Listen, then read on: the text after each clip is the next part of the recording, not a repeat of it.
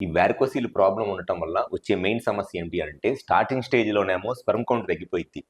స్లోగా టెస్టిస్ పూర్తిగా డ్యామేజ్ అయిపోవటం వల్ల టెస్టోస్టెరాన్ హార్మోన్ కూడా తగ్గిపోయింది. స్పెర్మ్ కౌంట్ కనుక తగ్గిపోతే దానివల్ల పిల్లలు లేక ఇబ్బంది పడతారు. ఒకవేళ స్పెర్మ్ కౌంట్తో పాటు టెస్టోస్టెరాన్ హార్మోన్ కూడా తగ్గిపోతుంది అనుకోండి.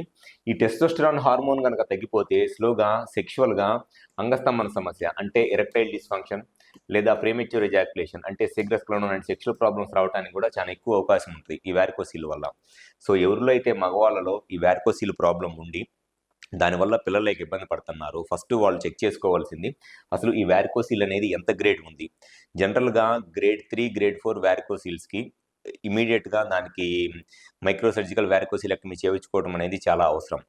సో ఈ మైక్రోసర్జికల్ వారికోసిలెక్టమీ ఎవరైతే చేయించుకుంటారో వాళ్ళలో ఈ టెస్టిస్కి వచ్చే చెడు రక్తం అనేది ఆగిపోయి మళ్ళీ ఫ్రెష్ బ్లడ్ రావటం వల్ల టెస్టిస్ నార్మల్గా ఫంక్షన్ చేసి స్పెర్మ్ కౌంట్ పెరిగిద్ది. దానివల్ల న్యాచురల్గానే ప్రెగ్నెన్సీ రావడానికి చాలా ఎక్కువ అవకాశం ఉంటుంది. అండ్ దాంతోపాటు టెస్టోస్టెరాన్ హార్మోన్ లెవెల్స్ అన్నీ కూడా నార్మల్గా అవుతాయి కాబట్టి సెక్షువల్గా ఈ అంగస్తంభన సమస్య లేదా సెగ్రస్క్లోనోన్ అండ్ సెక్షువల్ ప్రాబ్లమ్స్ కూడా రాకుండా ఉంటాయి అన్నమాట.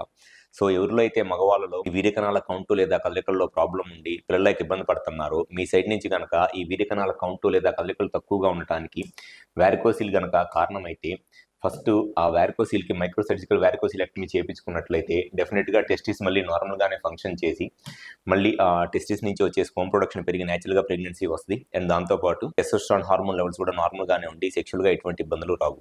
Thank you.